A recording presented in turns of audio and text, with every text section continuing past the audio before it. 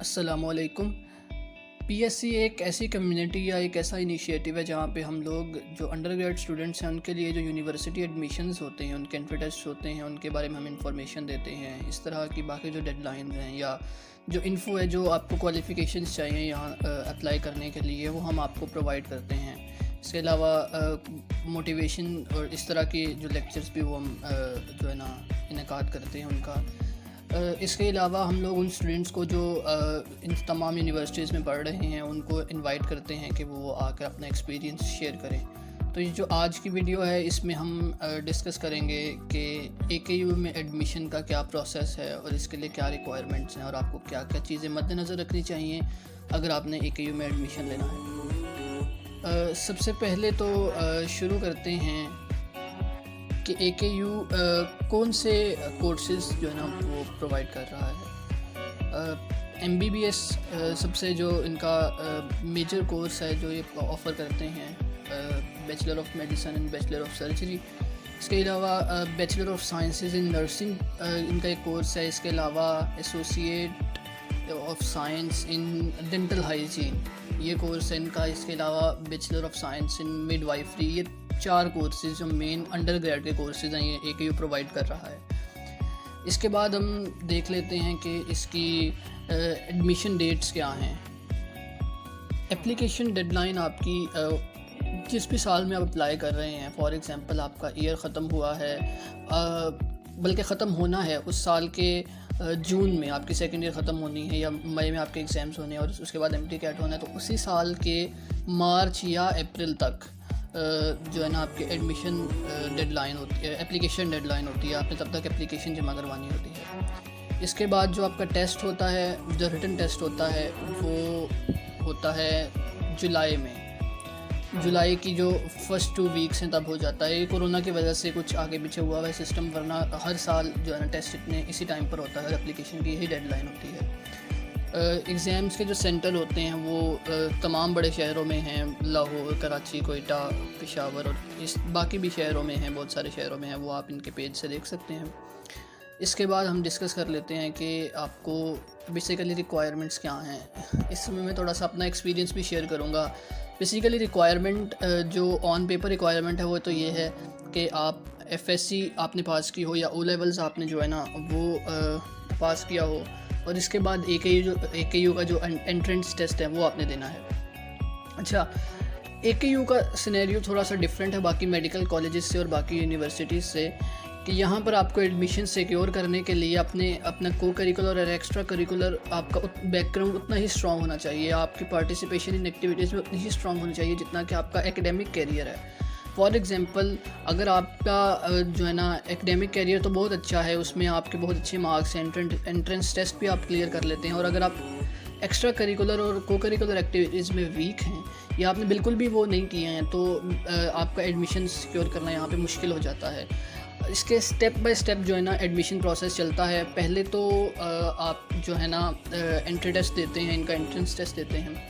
इसके बाद अगर आप ये क्लियर कर लेते हैं तो आपने एक एप्लीकेशन जो एडमिशन फॉर्म फिल करना है, जिसमें आपकी काफ़ी लंबा चौड़ा वो फॉर्म होता है, जिसमें आपके सारा जो एजुकेशन एकेडमिक बैकग्राउंड भी होता है, आपकी जो एक्स्ट्रा करिकुलर को करिकुलर एक्टिविटीज़ जिसमें आपने अपने सर्टिफिकेट्स वगैरह भी अटैच करने होते हैं और बहुत सारी चीज़ें होती हैं। तो इसके लिए आपको बिफोर हैंड पता होना चाहिए कि अगर आपने यहाँ पे एडमिशन सिक्योर करना है तो आपकी एक बैलेंस जो है ना वो एकेडमिक लाइफ होनी चाहिए।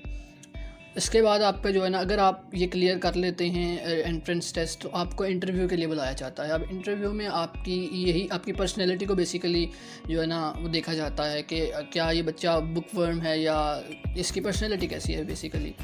और अगर आप वो इंटरव्यू भी जो है ना सिक्योर कर लेते हैं, वो उसमें कामयाब हो जाते हैं, तो फिर आपका जो है ना एडमिशन उसके बाद जो है ना देखा जाता है। जो भी AKU का जो ऑफिस है वो डिसाइड करता है टॉप 100 बच्चों को जो उन्होंने सिलेक्ट किए होते हैं। टॉप 100 के अलावा कुछ ऐसे बच्चे भी होते हैं जो वेटिंग लिस्ट में होते हैं, और बहुत सारे बच्चे हैं जो छोड़ जाते हैं, एडमिशन नहीं लेते, उनका जो एडमिशन होने के बावजूद भी वो एडमिशन नहीं लेते, तो वो जो है ना उनको सीट ऑफ़र कर दी जाती है जो वेटिंग लिस्ट में होते हैं। अच्छा, ये तो हो गई रिक्वायरमेंट्स। इसके बाद जो है ना देख लेते हैं कि फ़ी और फंडिंग का क्या सिस्टम है। AKU की फ़ीस जो है ना काफ़ी ज़्यादा है, जिसकी वजह से बहुत सारे लोग यहाँ पे चाहते भी नहीं हैं। AKU की जो MBBS के कोर्स की फ़ीस है वो अगर आप इसमें इंक्लूड कर लें हॉस्टल के चार्जेस, तो ये ऑलमोस्ट 90 लाख टू 1 करोड़ बन जाती है। लेकिन घबराने की बात नहीं है, AKU बहुत सारे स्टूडेंट लोन्स ऑफ़र करता है। इसके अलावा AKU में फ़ाइनेंशियल असिस्टेंस का जो है ना एक निज़ाम है। अच्छा, अब इन दोनों में क्या डिफरेंस है? फ़ाइनेंशियल असिस्टेंस बेसिकली ये है कि आपको कुछ परसेंटेज फ़ीस की ऑफ़ कर दी जाती है depending on your financial condition.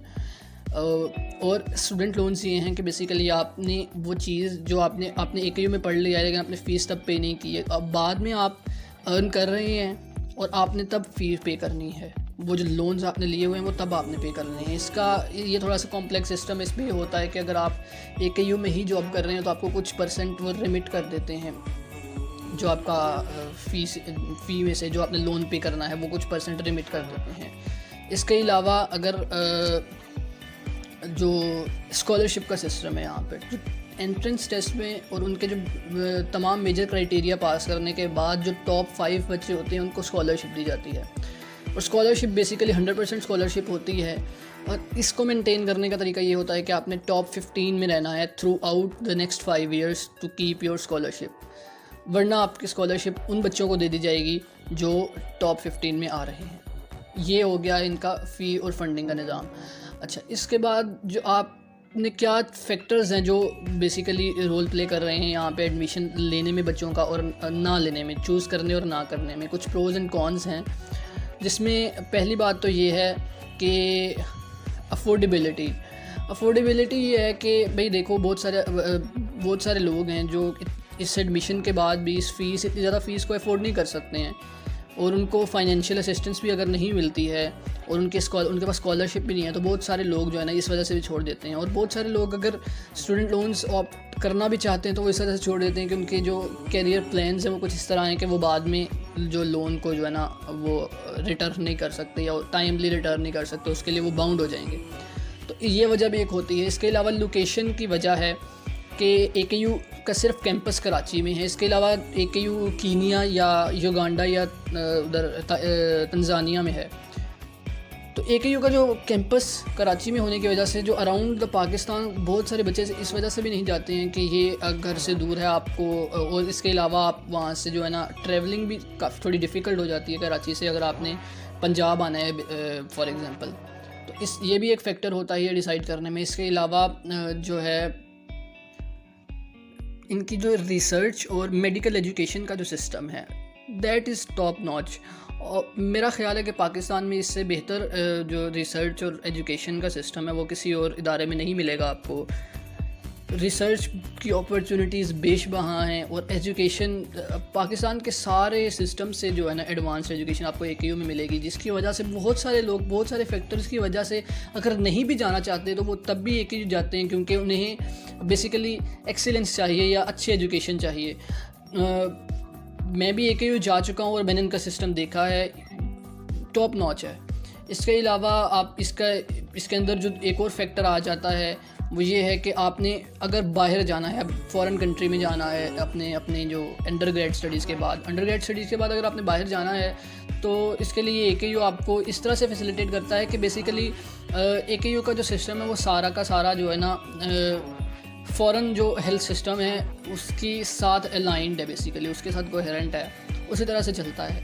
आप इतना प्रिपेयर हो चुके होते हैं और AKU के एफिलिएशंस भी इतनी ज़्यादा हैं, बाहर इंटरनेशनल रिकॉग्नाइज्ड है, तो इस वजह से जो है ना आपको इतनी ज़्यादा डिफ़िकल्टी नहीं होती है अगर आपने AKU से MBBS करके आपने बाहर जाना है। तो एक ये भी बहुत बड़ा फैक्टर होता है लोगों के चूज़ करने में कि जो शख्स अब्रॉड जाना चाह रहा है वो AKU चूज़ कर लेता है, इस वजह से कि उसको जो है ना बाद में आसानी हो जाएगी AKU से अब्रॉड जाने के लिए। बहुत लोग इससे डिसएग्री भी करते हैं, जैसे कि आप कहीं से भी अब्रॉड जा सकते हैं, we all know well enough कि आप जा सकते हैं, कहीं से भी जा सकते हैं, लेकिन द थिंग इज़ कि वो अगर आप AKU में पढ़ रहे हैं तो आपकी जो स्टडीज़ में आपकी जो इवन आपकी जो आर्टिकल्स आपने लिखे होंगे, आपने रिसर्चेस की हैं, आपका जो वहाँ पे एजुकेशन का सिस्टम है वो यहाँ से एडवांस है, तो वो that still makes a difference. अच्छा, इसके बाद जो लास्ट फैक्टर है वो ये है कि बैलेंस ऑफ लाइफ कैसा है AKU में। इस चीज़ को छोड़ के कि आप घर से दूर हैं, बैलेंस ऑफ लाइफ AKU में बहुत अच्छा है। आपको को करिकुलर एक्स्ट्रा करिकुलर चीज़ों के भी बहुत सारे मौके मिलेंगे, आपको रिसर्च के भी बहुत सारे मौके मिलेंगे, आपको एजुकेशन में इवन बहुत सारे जो है ना मौके मिलेंगे, आपको इंटरेक्ट करने का मौका मिलेगा, आपको आपकी पर्सनल ग्रूमिंग होगी। और ये अगर किसी शख्स को अपनी एजुकेशन में इनोवेशन चाहिए, उसको फैसिलिटेट करता है AKU। और बहुत सारे ऐसे फैक्टर हैं। AKU में बैलेंस ऑफ लाइफ बहुत अच्छा है, सिवाय इसके कि आपके घर से थोड़ा दूर होगा। कराची के जो लोग हैं वो तो अगर किसी का हो जाता है तो वो तो ज़रूर AKU जो है ना चूज़ करे। अच्छा, जो मैंने आपको शुरू से बताया वो ये था कि AKU के एडमिशन में आपको किन चीज़ों की ज़रूरत होती है, आपने किस तरह से अपने आप को शुरू से ही स्ट्रेंथन करना है। जो एंट्रेंस टेस्ट इनका स्ट्रक्चर है वो किसी और दिन का टॉपिक है, वो फिर कभी डिस्कस कर लेंगे। लेकिन आपको AKU चूज़ करने और ना करने के पीछे क्या वजूहत हो सकती हैं वो मैंने कोशिश की है कि सारी डिस्कस करूं। और AKU में एडमिशन का क्या प्रोसेस है और स्कोप क्या है इसका, वो मैंने डिस्कस किया है। अल्लाह हाफ़िज़।